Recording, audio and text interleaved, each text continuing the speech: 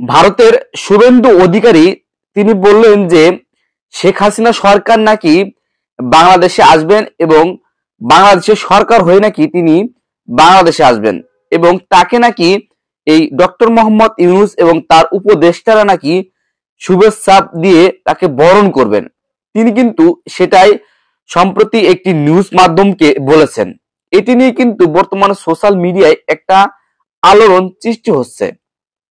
তো শুভেন্দু অধিকারীকে একটা কথায় আমি আমার ব্যক্তিগত মতামত থেকে বলতে চাই যে বাংলাদেশের জনগণ যে বর্তমানে অবস্থায় রয়েছে তারা সেই পরিস্থিতিতে কিন্তু শেখ হাসিনাকে গ্রহণ করছে না।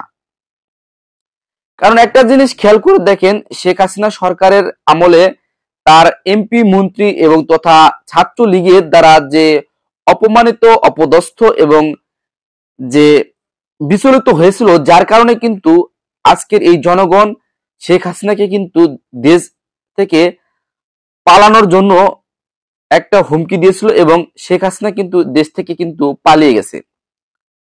আর তাকে কিন্তু এই বাংলাদেশের জনগণ আর চাইবে না।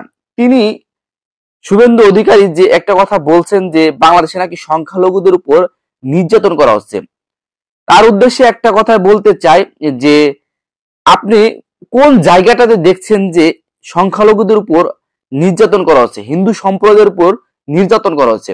আপনি যদি তার একটা প্রমাণ দেখাতে পারেন তাহলে আমি বলবো যে আপনার কথা সত্যতা রয়েছে।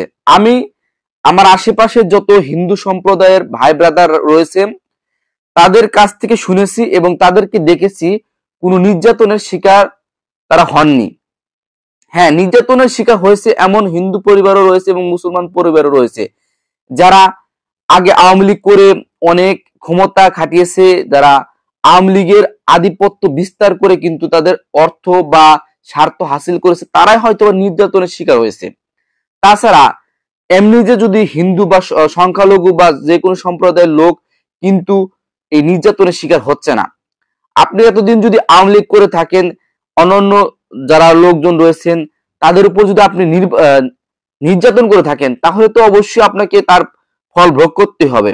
এখন আপনি এখন দেশে যদি বলেন আপনি সংখ্যালঘু, তো আমি বলবো যখন আপনি ক্ষমতায় ছিলেন তখন কেন আপনি এই কথা বলেননি যে আপনি সংখ্যালঘু, আমি কেন অন্যদের উপর অত্যাচার করব? তো একটা কথাই বলবো যে এগুলো অপপ্রচার ইন্ডিয়াকে না করাই ভালো। বাংলাদেশ এখন সুষ্ঠুভাবে রয়েছে, সুষ্ঠুভাবে চলতে থাকুক। দেখা যাক যে বাংলাদেশের জনগণ আসলে কি শেখ হাসিনাকে চায় কিনা। শেখ হাসিনাকে যদি চায় তাহলে অবশ্যই বাংলাদেশের জনগণ আবারও শেখ হাসিনাকে আনবে এবং এনে আবার কিন্তু প্রধানমন্ত্রী হিসাবে করবে। তো আপনার কি মতামত কিন্তু তা অবশ্যই কিন্তু কমেন্ট করে জানাবেন।